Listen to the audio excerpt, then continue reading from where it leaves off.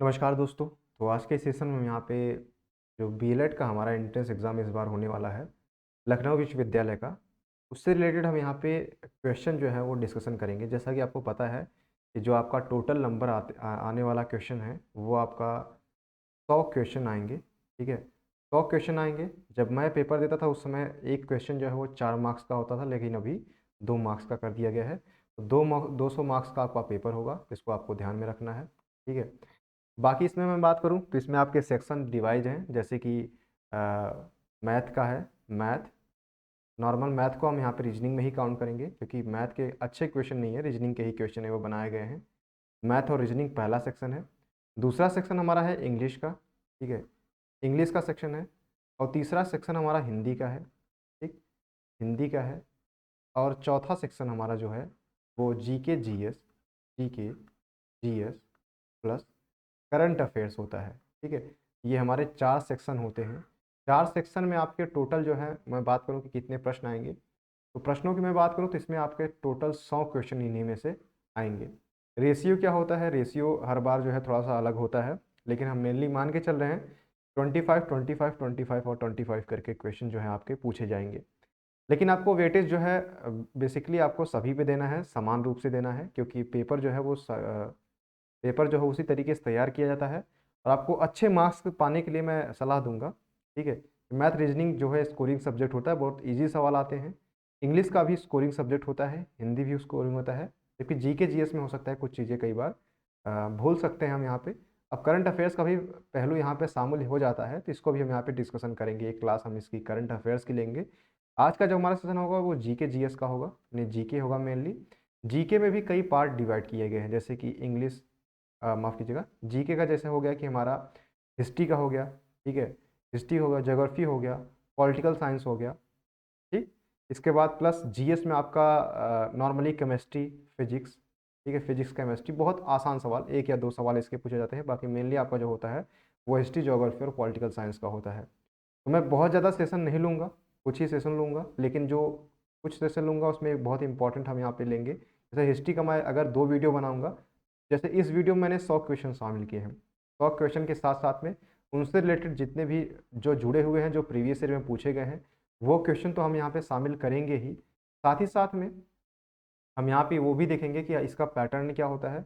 और साथ ही साथ में आई होप कि एक बुक हमारे पास है जो अवेलेबल है, इसका पीडीएफ भी आपको डिस्क्रिप्शन बॉक्स में मिल जाएगा। ठीक है, ये बेस्ट बुक है और सभी क्वेश्चन जो है इसी में से शामिल किए गए हैं। ठीक है, इसके पहले भी मैंने रिकमेंडेशन दिया था, आप उसको यहाँ पे डाउनलोड कर सकते हैं।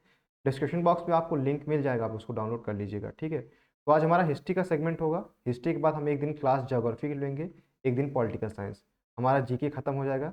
इसके बाद हम एक क्लास लेंगे जीएस पे। ठीक है, जीएस के क्वेश्चन बहुत कम होते हैं, 2-4 क्वेश्चन ही होते हैं, तो एक क्लास सिर्फ इसमें सफिशियंट रहेगा। हिंदी और इंग्लिश के हम यहाँ पे 3 से 4 क्लासेस लेंगे।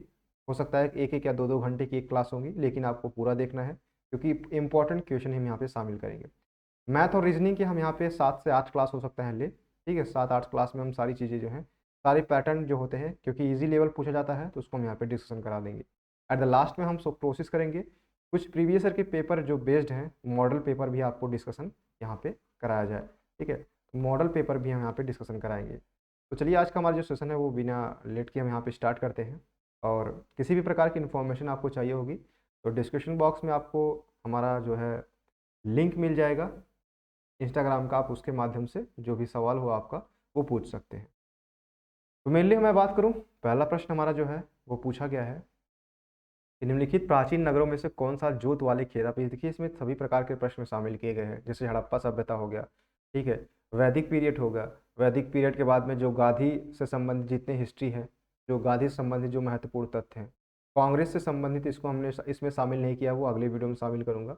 मॉडर्न हिस्ट्री से काफ़ी सारे क्वेश्चन पूछे जाते हैं, तो उसको भी हम यहाँ पे डिस्कशन करेंगे। देखिए कुछ, मैं बेसिकली इसकी बात करूँ तो इसमें मॉडर्न हिस्ट्री की ज़्यादा, मॉडर्न हिस्ट्री जो है ज़्यादा भूमिका निभाती है।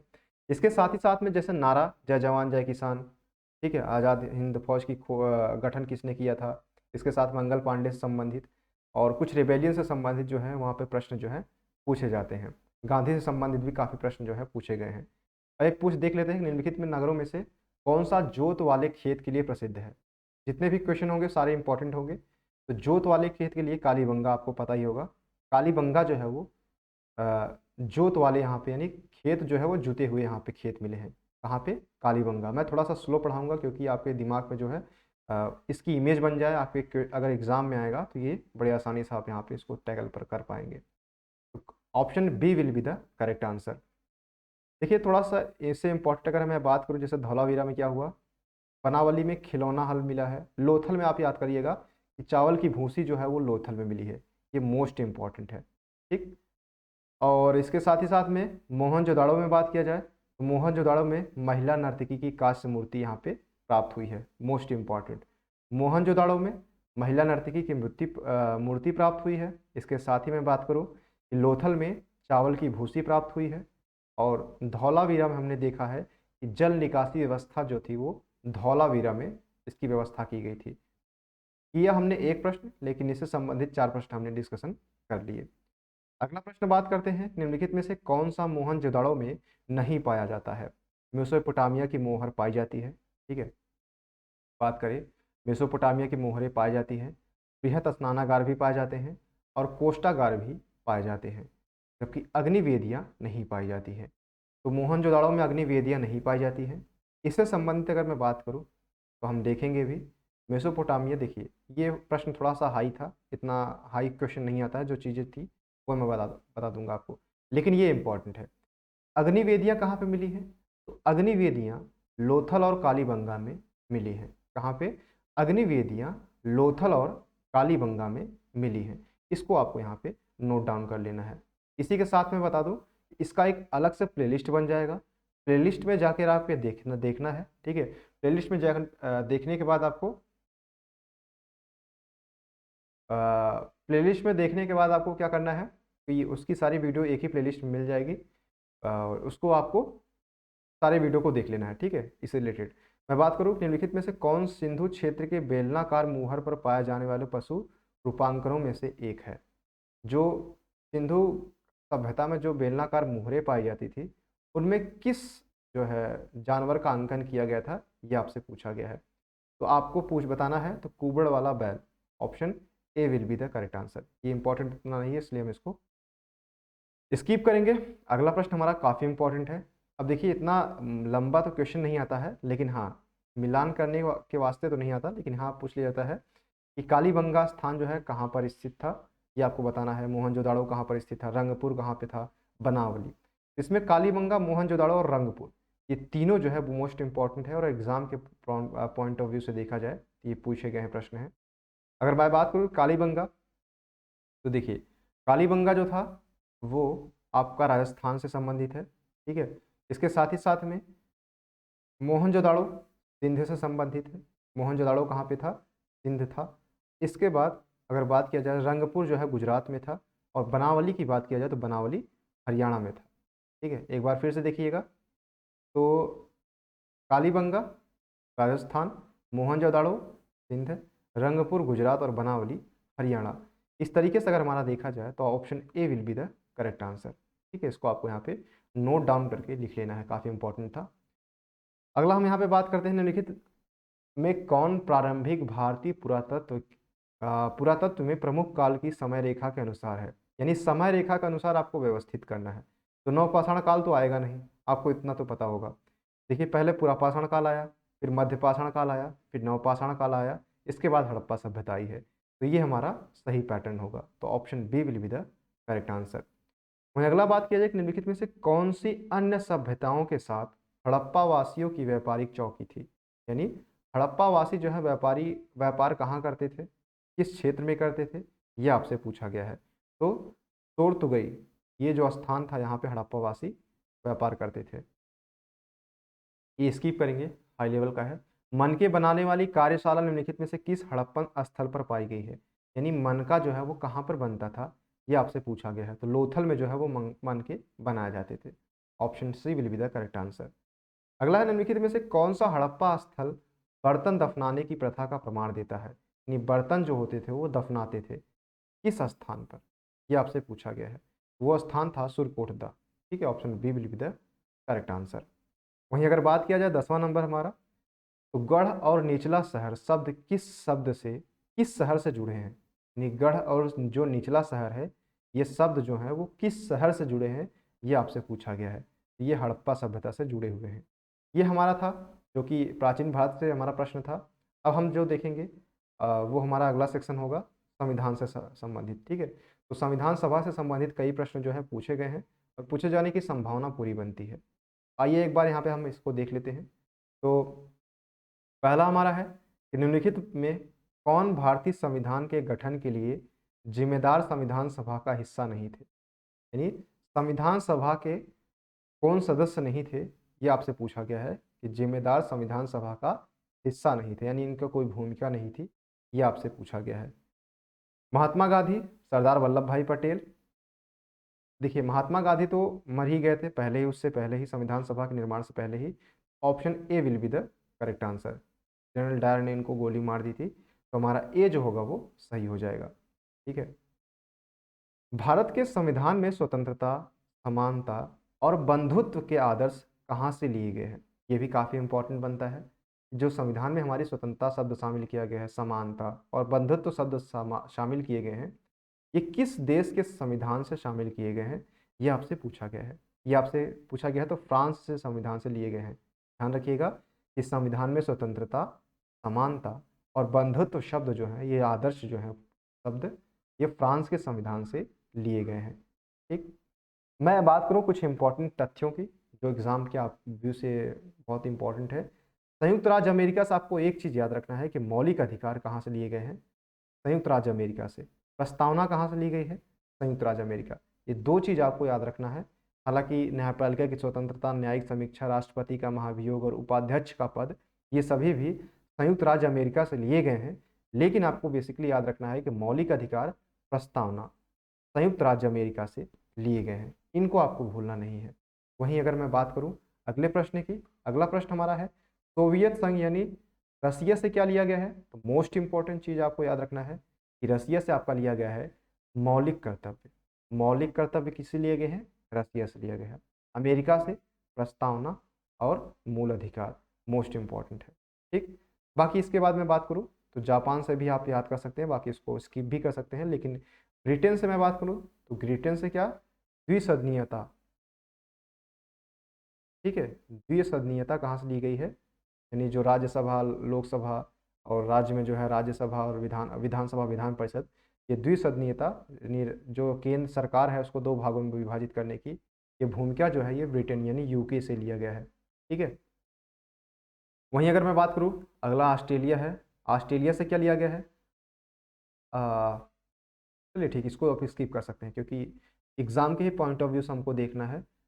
आपको याद रखना है कि ब्रिटेन से क्या लिया गया है, ब्रिटेन से द्विसदनीय व्यवस्था ली गई है। जापान से याद कर सकते हैं, रसिया से मौलिक कर्तव्य और संयुक्त राज्य अमेरिका मौलिक अधिकार और प्रस्तावना लिया गया है। इसके साथ ही हमने देखा कि स्वतंत्रता, समानता और बंधुत्व कहाँ से लिए गए हैं, फ्रांस से लिए गए हैं। वहीं अगला प्रश्न हमारा है, अगला प्रश्न हमारा क्या है, निम्नलिखित में से कौन सा कथन सही है। एनजी, इसको हम यहाँ पे स्किप कर देंगे क्योंकि ये हाई लेवल है, इतना इतना हाई लेवल नहीं पूछा जाएगा आपसे। अगला हमारा है कि संविधान सभा में अस्थाई अध्यक्ष के रूप में किसे चुना गया था। एक अस्थाई थे, एक अस्थाई थे। अस्थाई पूछा गया है तो ध्यान रखिएगा, जब अस्थाई पूछा जाए तो राजेंद्र प्रसाद और अस्थाई सच्चिदानंद सिन्हा जी थे, ठीक है। इसको आपको याद रख लेना है। मोस्ट इंपॉर्टेंट क्वेश्चन आपसे पूछा जाए कि पहली बैठक, संविधान सभा की पहली बैठक कब हुई थी।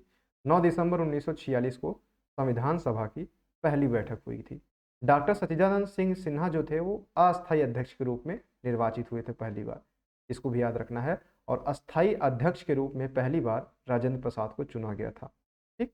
ये मोस्ट इंपॉर्टेंट है, एग्जाम के पॉइंट ऑफ व्यू से इंपॉर्टेंट है, इसको आपको याद रखना है। वहीं अगला प्रश्न की बात करें तो अगला प्रश्न हमारा 5वां नंबर है, इसको भी स्किप करेंगे। 6वां नंबर हमारा है, हाँ इसको देख सकते हैं।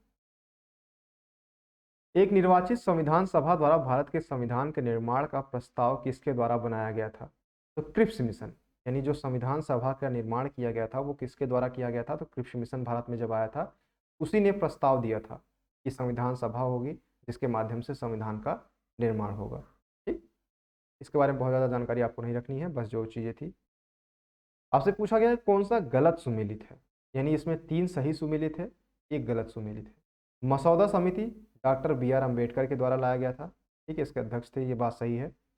संचालन समिति डॉक्टर राजेंद्र प्रसाद की थी। संघ शक्ति समिति के अध्यक्ष कौन थे? जवाहरलाल नेहरू।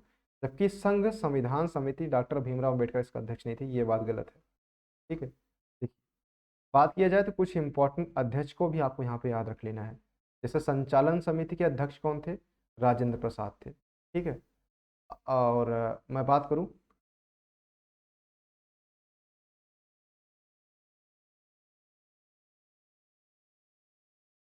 संघ शक्ति समिति, मोस्ट इंपॉर्टेंट है। संघ शक्ति समिति के अध्यक्ष कौन थे? जवाहरलाल नेहरू। संघ संविधान समिति के अध्यक्ष कौन थे? जवाहरलाल नेहरू। इन दोनों के, यानी अगर समिति की बात आ जाए, संघ शक्ति समिति और संघ संविधान समिति, तो ये दोनों समितियों के अध्यक्ष थे जवाहरलाल नेहरू। मसौदा समिति मोस्ट इंपॉर्टेंट है क्योंकि एग्जाम में पूछा भी गया है एक बार, तो इसको भी याद रख लेना है कि मसौदा समिति B.R. अम्बेडकर के इसके अध्यक्ष थे।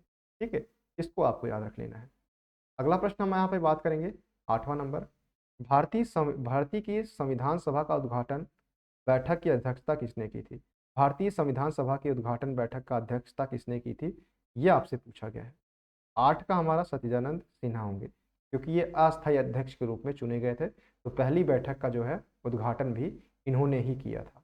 9 दिसंबर 1946 को पहली बैठक हुई थी संविधान सभा की, इसको भी आपको यहाँ पे याद रखना है। अगला प्रश्न हमारा है कि भारत का विभाजन निम्नलिखित में से किस अधिनियम योजना के तहत किया गया था? मोस्ट इंपॉर्टेंट क्वेश्चन, आप इसको शामिल कर सकते हैं कि भारत का विभाजन निम्नलिखित में से किस अधिनियम या योजना के तहत किया गया था? माउंटबेटन योजना आई थी जिसके तहत भारत का विभाजन किया गया था। ठीक, 1947 में भारत दो प्रांतों में बट गया था, भारत और पाकिस्तान। इस योजना में कांग्रेस मुस्लिम लीग ने दोनों स्वीकार किया था। ठीक है, कांग्रेस ने भी स्वीकार किया था और भारत में कांग्रेस ने भी और मुस्लिम लीग ने भी जो है किया था। ठीक है, भारत और पाकिस्तान में दो दो प्रांतों में विभाजित हो गया था। अगला हमारा है, निम्नलिखित में से कौन संविधान सभा के सलाहकार थे? ये भी मोस्ट इंपॉर्टेंट है और एग्जाम में पूछा भी गया है। B.N. राव जो थे वो संविधान सभा के सलाहकार थे। B.N. Rao, option A will be the correct answer. ठीक, अगला हम यहाँ पे बात करेंगे अब। अगला हमारा जो होगा वो गांधी जी संबंधित जितने भी आंदोलन थे, क्योंकि आंदोलन से संबंधित भी प्रश्न जो है वो पूछे जाते हैं, और पूछे जाते हैं तो यहाँ पे हम डिस्कशन भी करेंगे उसको। देखिए, इंपॉर्टेंट क्वेश्चन सारे हैं, तो देखते हैं। गांधी इरविन समझौता, ये मोस्ट इंपॉर्टेंट है, आप इसको शामिल कर सकते हैं क्योंकि ये पूछा गया है। गांधी इरविन समझौते पर किस वर्ष हस्ताक्षर किया गया था, ये आपसे पूछा गया है। तो हस्ताक्षर कब किया गया था? 1931 में गांधी इरविन समझौता पर हस्ताक्षर किया गया था। वहीं बात किया जाए, चलिए ठीक है। अगला है कि लाहौर कांग्रेस अधिवेशन के अध्यक्ष कौन थे जिन्होंने सन 1929 में पूर्ण स्वराज की मांग को औपचारिक रूप दिया था? पहली बार लाहौर अधिवेशन में पूर्ण स्वराज की मांग की गई थी। लाहौर अधिवेशन कब हुआ था? 1929 में हुआ था। ठीक, अब यहाँ पे बात किया गया है कि लाहौर अधिवेशन में अध्यक्ष कौन थे? लाहौर अधिवेशन के अध्यक्ष थे Jawaharlal Nehru. Option D will be the correct answer. ठीक है, लाहौर अधिवेशन में ही पूर्ण स्वराज की मांग की गई थी। अब यहाँ पे बात किया जाए कुछ मोस्ट इंपॉर्टेंट की, तो पहला अधिवेशन कांग्रेस का कब हुआ था? 1885 में हुआ था। बॉम्बे 1882 में हुआ था, 1885 में हुआ था। ठीक है, 1882, देखिए यहाँ पे इसमें थोड़ा सा गड़बड़ कर दिया गया। 1885 में हुआ था, बॉम्बे में हुआ था। उमेश चंद्र बनर्जी जो है इसके अध्यक्ष थे। 1886 कलकत्ता में हुआ, आपको याद रखना है। 1887 का मद्रास अधिवेशन, इसके अध्यक्ष कौन थे? बदरुद्दीन तैयब जी। मद्रास अधिवेशन 1887 में हुआ था कांग्रेस का, इसके अध्यक्ष कौन थे? बदरुद्दीन तैयब जी। इसके बाद आपको याद रखना है जो ब्लैक ब्लैक है ये इंपॉर्टेंट है, 1891 में नागपुर हुआ था। ठीक है, इसके बाद बात किया जाए 1906 में कलकत्ता में हुआ था। दादा भाई नौरोजी, ये मोस्ट इंपॉर्टेंट है, 1906 में कलकत्ता में हुआ था। दादा भाई नौरोजी इसके अध्यक्ष थे। स्वराज शब्द का पहली बार उल्लेख किया गया था कलकत्ता अधिवेशन 1906 में। मोस्ट इंपॉर्टेंट है, 1906 में कलकत्ता अधिवेशन हुआ था। दादा भाई नौरोजी इसके अध्यक्ष थे। पहली बार इसमें स्वराज शब्द का प्रयोग किया गया था। ठीक है, लाहौर अधिवेशन में की मांग कर ली गई। इस तरीके से ये हमारा हो जाता है। अगला प्रश्न हम यहाँ पे बात करते हैं कि महात्मा गांधी ने भारत में अपना पहला प्रमुख सार्वजनिक प्रदर्शन किस वर्ष किया था। पहला पूछा है, सार्वजनिक प्रदर्शन कब किया, ये आपको याद रखना है। कब किया था? ये किया था 1916 में, जब वे साउथ अफ्रीका से वापस आए थे। ठीक। गांधी जी ने गांधी जी भारत कब पहुंचे थे? 9 जनवरी 1915 को भारत पहुंचे थे, वो भी आपको याद रख लेना है। अगला बात किया जाए तो खेड़ा सत्याग्रह कब शुरू हुआ? तो खेड़ा सत्याग्रह आपसे पूछा गया है कि कब शुरू हुआ है? 1918 में। 1918 में खेड़ा सत्याग्रह शुरू हुआ। ये काफ़ी इंपॉर्टेंट है। देखिए, खेड़ा सत्याग्रह 1918 में शुरुआत हुआ था। इसमें गांधी अहमदाबाद कपड़ा मिल हड़ताल में शामिल हुए थे। इसको आपको याद रखना है। अगला बात किया जाए, क्रिप्स मिशन भारत में कब आया था? तो क्रिप्स मिशन भारत में कब आया था, ये भी आप मान सकते हैं इसको मोस्ट इंपॉर्टेंट। 1942 में क्रिप्स मिशन आया था, जिसकी अनुशंसा पर संविधान सभा जो है गठन किया गया था और संविधान का निर्माण हुआ था। अगला बात करें, 10वां नंबर हमारा प्रश्न है कि मार्च 1930 में गांधी जी के प्रसिद्ध दांडी मार्च में किस आंदोलन की शुरुआत की थी? जो 1930 में जो दांडी मार्च हुआ था, अ, किस आंदोलन की शुरुआत की थी? ठीक है, ये आपसे पूछा गया कि 1930 के जो दांडी मार्च की यात्रा थी वो किस आंदोलन की शुरुआत की थी, इसके माध्यम से किया गया था, ये आपसे पूछा गया है। तो ये हुआ था सविनय अवज्ञा आंदोलन। ठीक है, नमक तोड़ो, जहाँ पे नमक जो है गांधी जी ने किया था। ठीक है, अगला हम यहाँ पे बात करेंगे। अब अगला सेक्शन हमारा है, ये मिडिवल हिस्ट्री का है। मिडिवल हिस्ट्री का जो है मुगल काल से जो है मोस्ट इंपॉर्टेंट जो क्वेश्चन थे, जो पूछे गए थे और जो पूछे जाने की संभावना भी है, उनको भी हमने यहाँ पे शामिल किया है। तो हम यहाँ पे देखेंगे 41 नंबर हमारा चल रहा है। निम्नलिखित में क्या कौन से मुगल की मातृभाषा थी? ये मोस्ट इंपॉर्टेंट है और ये पूछा भी गया है कि मुगल की मातृभाषा कौन सी थी, ये आपसे पूछा गया है। तुर्की जो थी वो मुगल की मातृभाषा थी। Option B will be the correct answer. अगला है हमारा कि मुगल काल में चित्रकला को जादुई कला के रूप में किसने वर्णित किया था? मुगल काल में चित्रकला को जादुई कला के रूप में, ये भी काफ़ी इंपॉर्टेंट है। तो जादुई कला के रूप में किसने वर्णित किया था, ये आपसे पूछा गया है, तो अबुल फजल ने। ठीक, ये मोस्ट इंपॉर्टेंट है कि एशियाटिक सोसाइटी ऑफ बंगाल की स्थापना पहली बार 1784 में हुई थी। किसके द्वारा किया गया था, ये आपसे पूछा गया है। तो ये किसके द्वारा किया गया था? ये आपके द्वारा सर विलियम जोन्स के द्वारा किया गया था, एशियाटिक सोसाइटी ऑफ बंगाल की स्थापना। ये इंपॉर्टेंट है, इसको आपको यहाँ पे याद रख लेना है। अगला है हमारा चौथा नंबर कि अकबर के दरबार में सबसे अच्छे सुलेखों में कौन सा था जिसे जरीन कलम की उपाधि से सम्मानित किया गया था? तो ये इंपॉर्टेंट उतना नहीं है, जो इंपॉर्टेंट रहता है मैं वो चीज़ें मैं आपको बता दे रहा हूँ। ठीक है, तो 4 का हमारा ए जो होगा वो सही हो जाएगा। ठीक है, कश्मीर के मोहम्मद हुसैन ने जरीन कलम की उपाधि से सम्मानित किया गया था। ठीक है,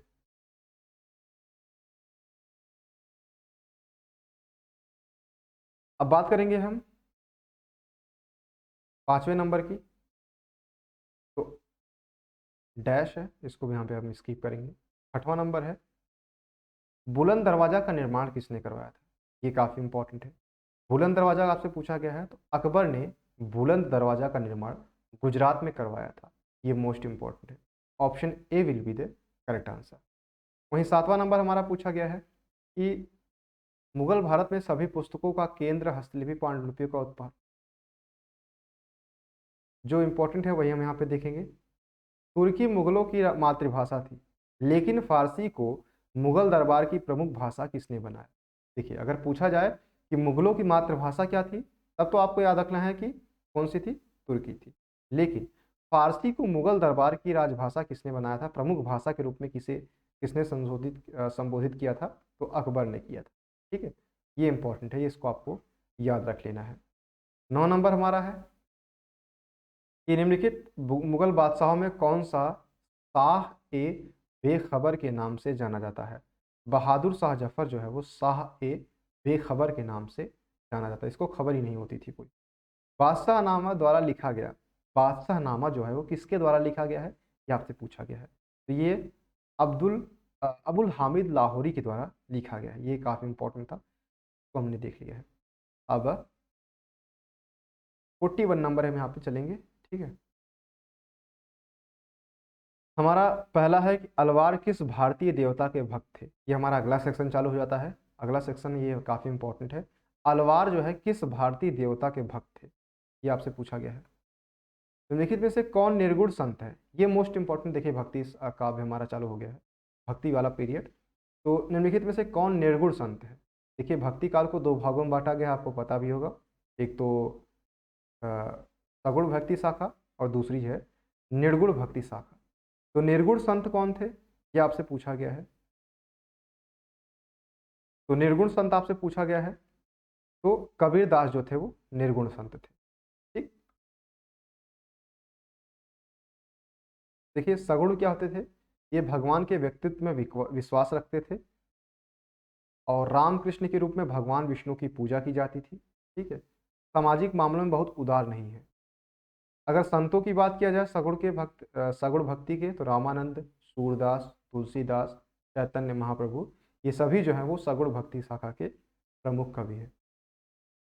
निर्गुण में क्या होता था कि निराकार यानी ईश्वर के निराकार रूप को निराकार विश्वास रूप में किया जाता था। जाति व्यवस्था ब्राह्मणवादी रिवाजों के खिलाफ थी ये व्यवस्था। ठीक है, इसको मानने वाले सामाजिक मामलों में उदार थे। कबीर, गुरु नानक, रैदास, दादू, दयाल, ये सभी जो थे वो निर्गुण भक्ति के प्रमुख कवियों के अंतर्गत आते हैं। अगला हमारा है कि महिला भक्त अंडल भारत के किस भाग, इसको हम यहाँ पे उल्टा, चलिए हटाइए। जो इंपॉर्टेंट है सिर्फ हम उसी को डिस्कशन करेंगे, बाकी हम सभी को यहाँ पे स्किप कर देंगे। निम्नलिखित में से किसे मीराबाई का उपदेशक माना जाता है। मीराबाई का उपदेशक आपसे पूछा गया है, तो मीराबाई का उपदेशक किसे माना जाता है, तो ये माना जाता है रामानंद को। ठीक है, माफ कीजिएगा रैदास जी हैं। किसे मीराबाई का उपदेशक माना जाता है। ठीक है, मीराबाई का उपदेशक किसे माना जाता है, तो रैदास को माना जाता है। 7वां नंबर हमारा क्या है, 7वां नंबर हमारा पूछा गया है कि सामूहिक पूजा से जुड़े सामूहिक पूजा संगत नियमों का आयोजन किसके द्वारा किया गया था। इसको भी स्किप कर देते हैं, ये इंपॉर्टेंट है। शेख निजामुद्दीन औलिया निम्नलिखित में से किस शासक के समकालीन थे। जो शेख निजामुद्दीन औलिया थे वो किस शासक के समकालीन थे, ये आपसे पूछा गया है। वे थे गयासुद्दीन तुगलक के समकालीन थे। ठीक है। अगला है हमारा, इसको भी स्किप स्किप करते हैं। अलवार किस भारतीय देवता के भक्त, जो अलवार थे, ठीक है, ये किस भारतीय देवता के भक्त थे। ये काफ़ी इंपॉर्टेंट क्वेश्चन है, इसलिए क्योंकि ये विष्णु के देवता थे। ठीक है, विष्णु देवता के भक्त थे अलवार, इसको आपको याद रख लेना है। देखिए नयनारों की बात किया जाए तो नयनार जो है वो शिव के भक्त थे, अलवार जो है वो विष्णु के भक्त थे। इसको आपको याद रख लेना है, ये मोस्ट इंपॉर्टेंट था। ये सेक्शन भी हमारा खत्म होता है। अब अगला हमारा सेक्शन है कि मुगल काल इतिहास विभाजन से संबंधित यहाँ पे कुछ महत्वपूर्ण तथ्यों को हम यहाँ पे डिस्कशन करेंगे। ठीक है, तो हमारा 50 तक हो गया है। 51 से हम यहाँ पे डिस्कशन करेंगे। मुस्लिम लीग की स्थापना कब हुई थी, ये काफ़ी इंपॉर्टेंट है, ये एग्जाम में आपके पूछा भी गया है।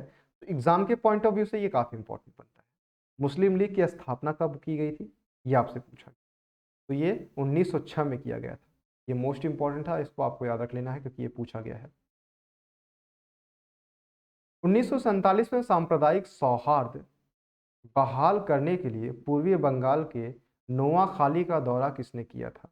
1947 में पूर्वी बंगाल का जो है दौरा किसने किया था, ये आपसे पूछा। ये किया था महात्मा गांधी ने। सारे जहां से अच्छा हिंदुस्तान हमारा, हिंदुस्तान हमारा, इसके लेखक कौन है, ये काफ़ी इंपॉर्टेंट है और मोस्ट इंपॉर्टेंट है, मैं इसको कहूँगा क्योंकि शामिल किया गया है। तो ये मोहब्बत इकबाल के द्वारा लिखा गया है, सारे जहां से अच्छा हिंदुस्तान हमारा। ठीक है, इसकी रचना मोहम्मद इकबाल ने किया था। कैबिनेट मिशन योजना प्रांतों में कितने वर्गों में विभाजित किया गया था। जो कैबिनेट मिशन आई थी वो कितने खंडों में विभाजित थी, ये आपसे पूछा गया। कितने खंडों में विभाजित थी, ये थी 3 खंडों में विभाजित थी। ठीक।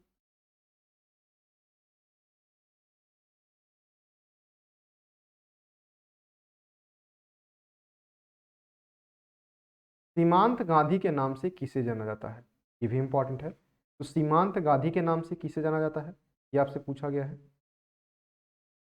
तो खान अब्दुल गफ्फार खान को जो है वो सीमांत गांधी के नाम से जाना जाता है। ये काफ़ी इंपॉर्टेंट था। ये अगला भी हमारा काफ़ी इंपॉर्टेंट ही है, क्योंकि ये भी पूछा गया एग्जाम में कि पहली बार प्रांतीय विधानसभाओं के चुनाव किस वर्ष हुए थे। जो विधानसभा का चुनाव पहली बार हुआ था वो कब हुआ था, ये आपसे पूछा गया। 8वें नंबर का हमारा हो जाएगा बी, यानी 1937 में पहली बार विधानसभा का चुनाव हुआ था। 9 नंबर हमारा है निम्नलिखित में से किसने द्विराष्ट्र सिद्धांत का नियम दिया था। निम्नलिखित में से किसने द्विराष्ट्र सिद्धांत का नियम दिया, ये आपसे पूछा गया है। तो द्विराष्ट्र सिद्धांत का नियम किसने दिया था, ये भी इंपॉर्टेंट है। मोहम्मद अली जिन्ना ने दिया था, ठीक है, भारत और पाकिस्तान का। वह घटना जिसने भारत में ब्रिटिश राज के घुटनों पर ला दिया था, वह घटना जिसने भारत में ब्रिटिश राज को घुटनों पर ला दिया था, वह कौन सी घटना थी, वह थी भारत छोड़ो आंदोलन 1942 वाला। ठीक, अब अगला हमारा सेक्शन चालू होता है। 60 प्रश्न हमारे हो चुके हैं, 61 से हमारा स्टार्ट होता है, और ये हमारा होगा बौद्ध धर्म से संबंधित जो हमारे जितने भी इंपॉर्टेंट क्वेश्चन थे। देखिए यहाँ पे 10 सेक्शन में हमने डिवाइड किया है।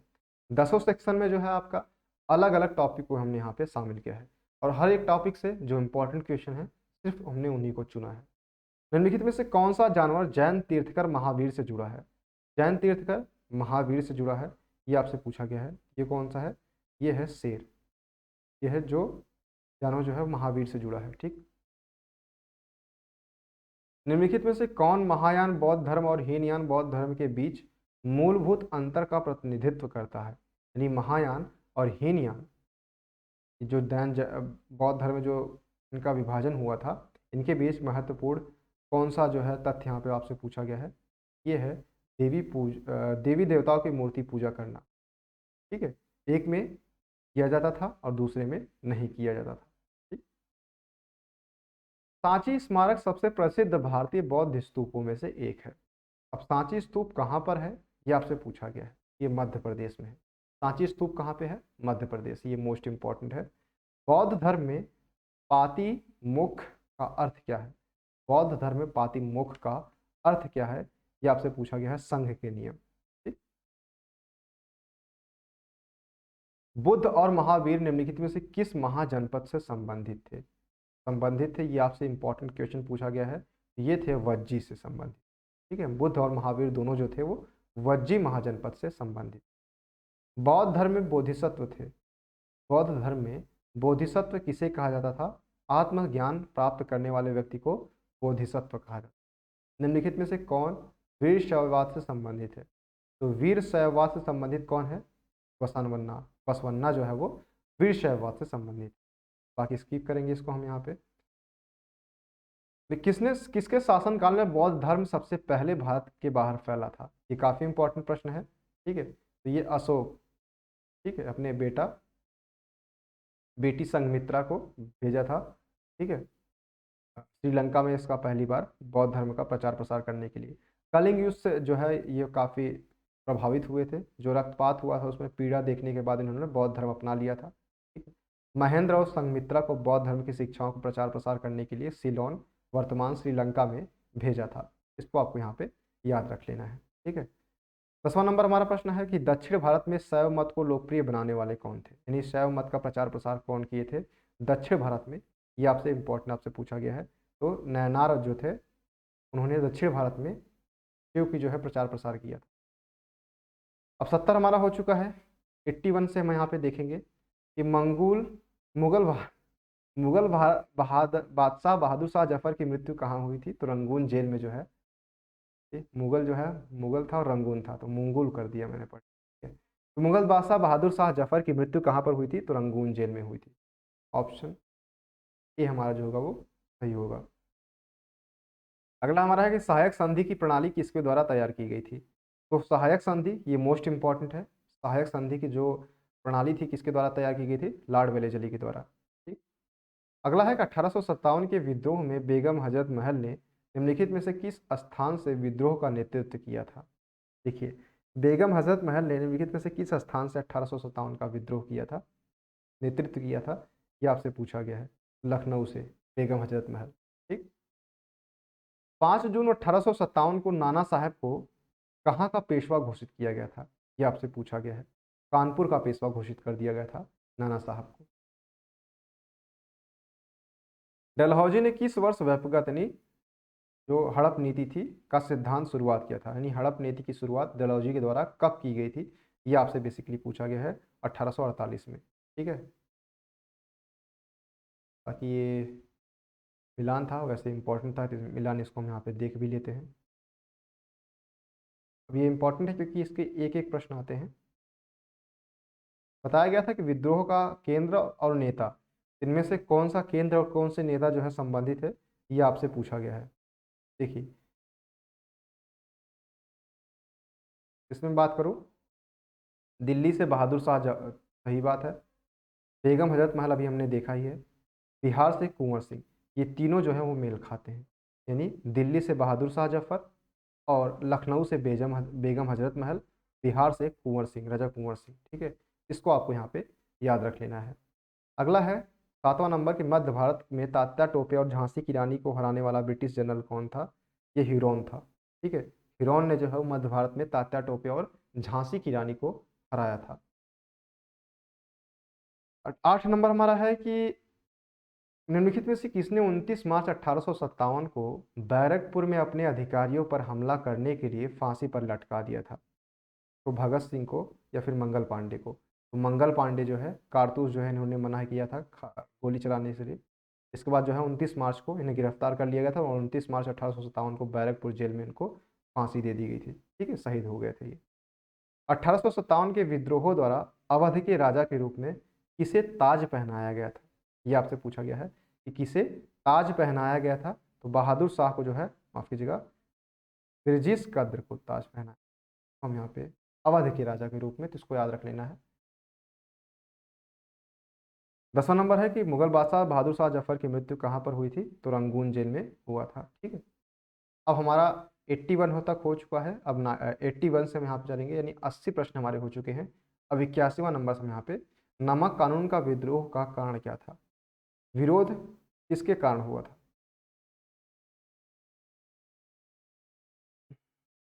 चलिए ठीक है, पहला हम देखते हैं यहाँ पे, ये हमारा महात्मा गांधी से संबंधित जो है तथ्य है, ये इंपॉर्टेंट है। महात्मा गांधी का कौन सा संघर्ष औद्योगिक श्रमिकों से संबंधित है? अहमदाबाद संबंध जो है, अहमदाबाद संघर्ष जो था वो औद्योगिक श्रमिकों से संबंधित है। ठीक है, औद्योगिकी क्रांति जो है, औद्योगिक यहाँ पे जो गुजरात में जो था अहमदाबाद, अहमदाबाद संघर्ष जो है वो कहाँ पर हुआ था? गुजरात में। ये किस लिए हुआ था? औद्योगिक श्रमिकों ने यहाँ पे किया था। ठीक है, option B will be the correct answer. अगला हमारा है कि पूर्ण स्वराज की मांग लाहौर अधिवेशन में अभी हमने देखा था, इसकी अध्यक्षता जवाहरलाल नेहरू ने किया था। तीसरा नंबर हमारा है कि निम्नलिखित में से किसने हिंद स्वराज और सत्य के साथ मेरे प्रयोग किए हैं? ये मोस्ट इंपॉर्टेंट है, सत्य के प्रयोग, सत्य के साथ मेरे प्रयोग, महात्मा गांधी। ठीक है, हिंद स्वराज भी ये इन्हीं इन्हीं की कृति है। निम्नलिखित में से किसने हिंद स्वराज और सत्य के साथ मेरे प्रयोग लिखे हैं? दोनों कृतियां इनकी है, महात्मा गांधी जी की। ठीक है, किस घटना के बाद महात्मा गांधी ने असहयोग आंदोलन वापस ले लिया था? ये काफ़ी इंपॉर्टेंट है। तो ये जो हमारा चौरी चौरा कांड हुआ था, इसके बाद असहयोग आंदोलन जो है गांधी जी ने वापस ले लिया था। ध्यान रखिएगा कि असहयोग आंदोलन 1920 में रॉलेट एक्ट और जलियांवाला बाग हत्याकांड के प्रत्युत्तर में शुरू हुआ था। शुरू कब हुआ था? 1920 में।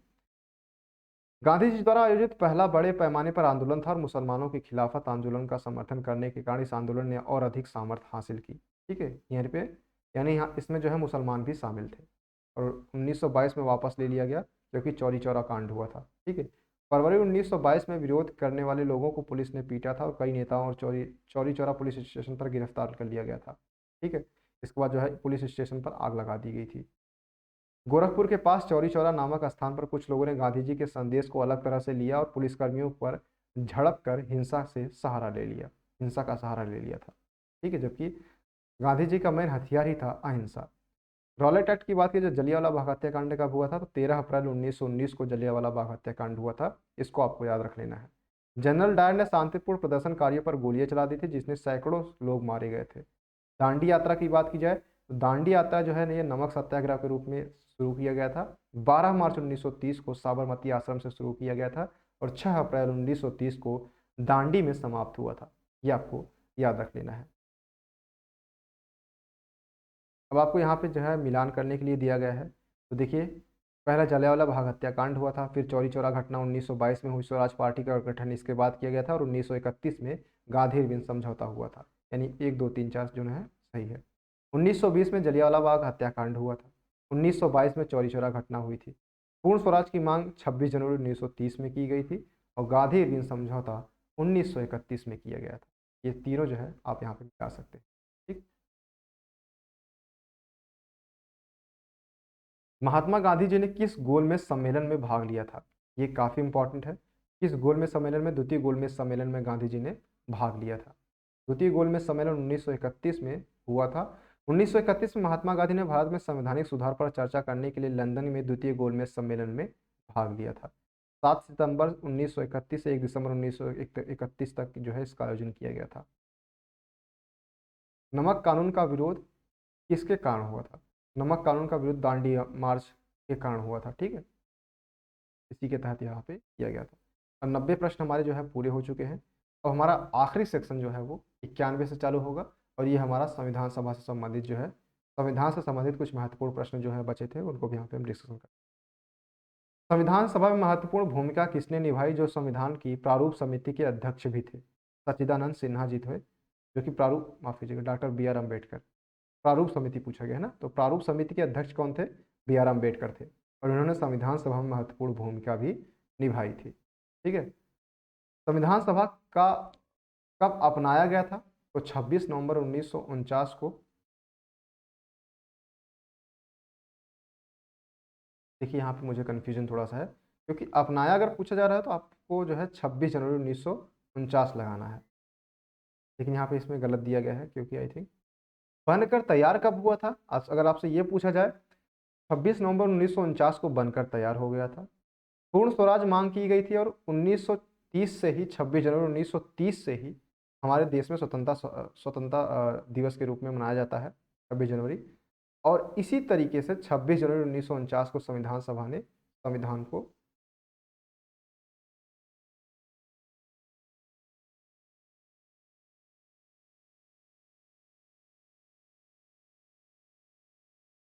माफ कीजिएगा, देखिए लागू, और देखिए यहाँ पे दो शब्द होता है। पहली बात क्या है, यहाँ पे पूछा गया है कि संविधान को अपनाया कब गया था, तो अपनाया गया था 26 नवंबर 1949 को अपनाया गया था। लेकिन लागू कब हुआ था? तो लागू जो हुआ था वो 26 जनवरी 1950 को जो है वो लागू किया गया था। इस बात को ध्यान रखना है, दोनों में थोड़ा सा माइन्यूट सा फर्क है, तो लेकिन आपको ध्यान रखना। भारतीय संविधान का उद्देश्य प्रस्ताव किसके द्वारा रखा गया था? ये काफ़ी इंपॉर्टेंट है, पंडित जवाहरलाल नेहरू के द्वारा प्रस्ताव, कौन सा? भारतीय संविधान का उद्देश्य प्रस्ताव जो है रखा गया था, उद्देश्य प्रस्ताव। तीसरा हमारा है कि संविधान सभा की पहली बैठक किसने भाग नहीं लिया था? कांग्रेस देशी रियासत और सब में भाग लिया था, लेकिन मुस्लिम लीग ने भाग नहीं लिया था। इसको ध्यान रखें, इन्होंने अपने अलग पाकिस्तान की मांग की थी। संविधान सभा के संवैधानिक सलाहकार के रूप में किसने कार्य किया था? ये काफ़ी इंपॉर्टेंट है, B N Rao. B N Rao ने जो है। पांचवा नंबर हमारा है कि रियासतों के साथ बातचीत करने में किसने महत्वपूर्ण भूमिका निभाई थी? ठीक है, तो वल्लभ भाई पटेल जो है लास्ट में ये सक्सेस भी रहे थे। ठीक है। मुस्लिम लीग का अंतरिम सरकार कब शामिल हुई थी? मुस्लिम लीग अंतरिम सरकार में कब शामिल हुई थी? तो हम स्किप कर देते हैं। ठीक। बाकी आपको याद रख लेना है कि प्रारूप समिति के अध्यक्ष कौन थे? Doctor B R Ambedkar. ये हमारे टोटल 100 क्वेश्चन आज के हमारे सेशन में समाप्त हो जाते हैं। बाकी मैं रिकमेंडेशन दूंगा कि ये बुक आप जरूर खरीदिएगा। बुक नहीं खरीद पाते हैं क्योंकि यहाँ पे अगर लखनऊ नहीं आ पाता, डिस्क्रिप्शन बॉक्स में इसका PDF लिंक दिया गया है, आप उससे तैयारी कीजिए। और मैं 100% 101% के साथ में कहूँगा, अगर आपने इस बुक को पढ़ रखा है तो चीज़ें जो है इसमें बहुत प्रिसाइज वे में दी गई हैं, और एक आइडिया आपको जनरल वे में आइडिया लग जाएगा। और ये बुक जो है वो एग्ज़ाम के पॉइंट ऑफ व्यू से काफ़ी इंपॉर्टेंट है। ठीक है, तो इसके बाहर 1% भी नहीं पढ़ना पड़ेगा, क्योंकि मैं खुद एक स्टूडेंट हूँ, अभी प्रेजेंट टाइम में मेरा 4th ईयर चल रहा है। ठीक है, और ये बुक में जो दिया गया है वो सेम तरीके से सारी चीज़ें जो है डिस्कशन की गई हैं। ये पब्लिकेशन भी मैं बता दूँ, अगर आप खरीदना चाहेंगे, मास्टर टीम पब्लिकेशन इसमें जो है लिखा गया है। ठीक है, इसको भी आप यहाँ पे परचेस कर सकते हैं। तो अगर इससे रिलेटेड कोई भी क्वेश्चन या क्वेरी होगी तो आप हमसे इंस्टाग्राम के माध्यम से पूछ सकते हैं, जिसका लिंक आपको डिस्क्रिप्शन बॉक्स में दिया जाएगा। इसका PDF भी आपको डिस्क्रिप्शन बॉक्स में दिया जाएगा। आपको सिंपली उस पर क्लिक करना है, पेमेंट करना है, उसको स्क्रॉल करके वापस से डाउनलोड करना है। सारे जो है टॉपिक वाइज दिया गया है, क्वालिटी भी अच्छी होगी इसकी, ठीक है। उसको डाउनलोड करके आपको देखना है, जो भी प्रीवियस ईयर में पूछे गए हैं उसको आपको रिवाइज़ कर लेना है। मैं मुश्किल से बहुत ज़्यादा मोटी बुक नहीं है, तो 1 महीने में ये समाप्त हो जाएगी, ठीक है। आप उसको पीडीएफ से भी पढ़ेंगे। इसके बाद आप इसको रिवाइज़ करते रहिएगा, ठीक है। हो सकता है मेरा वीडियो गैप ज़्यादा हो जाए, लेकिन आप इसको बुक को पढ़िए, 1 महीने में रिवाइज़ कर लीजिए। क्योंकि आपका 15 आई थिंक 15 जून से आपका पेपर भी स्टार्ट है और जुलाई में आपका काउंसलिंग भी स्टार्ट हो जाएगा। इससे संबंधित जो है सारी जो भी इन्फॉर्मेशन होगी वो मैं अपने इस चैनल के माध्यम से लाता रहूँगा। तो आज की वीडियो में बस इतना ही। Thank you so much, keep loving, keep supporting and keep stay with us. Thank you so much.